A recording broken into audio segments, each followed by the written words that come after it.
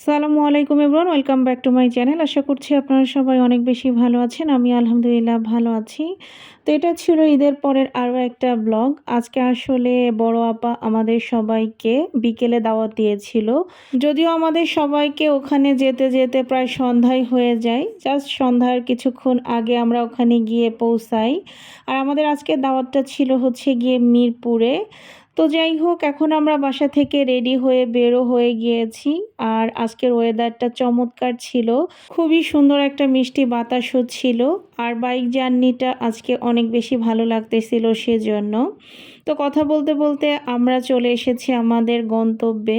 আর আজকে আমরা এসেছি মেট্রো কুইজিনে। এটা রুপটপ একটা রেস্টুরেন্ট। আর এটার লোকেশন হচ্ছে গিয়ে মিরপুর 11 নাম্বার যে মেট্রো স্টেশন আছে এটার সাথেই। তো আমরা এই যে এখন সবাই মিলে চলে এসেছি রুপটপে। ওনাদের আসলে দুইটা রেস্টুরেন্ট আছে এখানে, একটা রুপটপে আর একটা নিচে। তো আমরা আসলে রুপটপে চলে এসেছি এবং ওনাদের দুইটার নাম আলাদা আলাদা, তবে মালিক একজনই আর কি, মানে একই রেস্টুরেন্ট এবং খাবারের মেনুগুলোও সেম। তো যাই হোক, এখন কিন্তু আমরা মোটামুটি এখানে সবাই চলে এসেছি।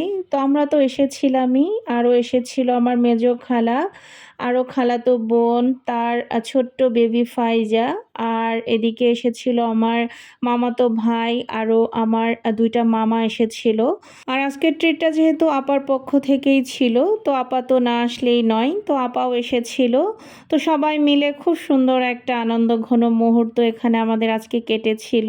আর এরকম সবাই মিলে মাঝে মাঝে কিন্তু গল্প আড্ডা দিতে ভালোই লাগে।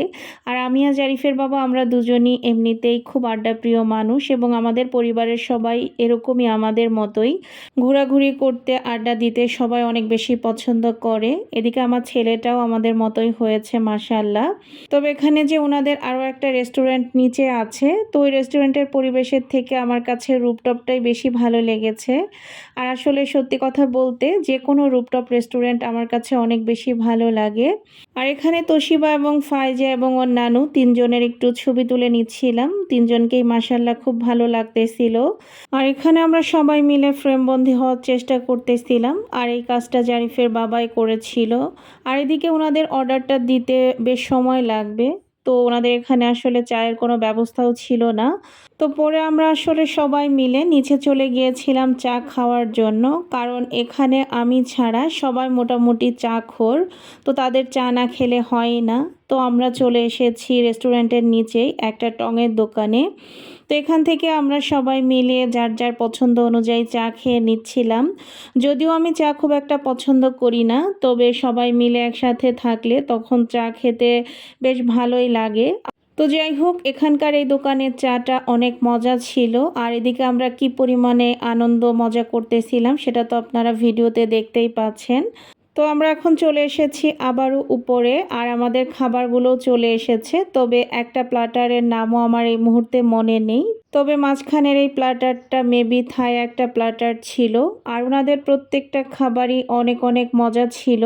আসলে ভিডিওতে কতটুকু বোঝা যাচ্ছে জানি না, তবে ওনাদের প্রত্যেকটা প্ল্যাটারে খাবারের কোয়ান্টিটি বেশ ভালো ছিল এবং প্রত্যেকটা খাবারই অনেক অনেক মজা ছিল। বিশেষ করে যে থাই প্ল্যাটারের কথা আপনাদেরকে বললাম, তো এই থাই প্ল্যাটারটা সবাই আমরা অনেক বেশি পছন্দ করেছিলাম। তবে আমার কাছে ওনাদের প্রত্যেকটা খাবারই অনেক মজা লেগেছে। আপনারাও চাইলে এখানে গিয়ে ট্রাই করে দেখতে পারেন।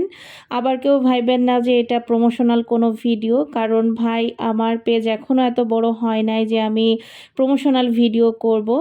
তো যাই হোক, খুব মজার খাবার খাওয়া দাওয়া শেষ করে আমরা এখানে বসে সবাই মিলে আবারও একটু গল্প আড্ডা দিচ্ছিলাম। আর এই মুহূর্তে আমরা চলে এসেছিলাম 4 স্টার হোটেল অ্যান্ড রেস্টুরেন্টে।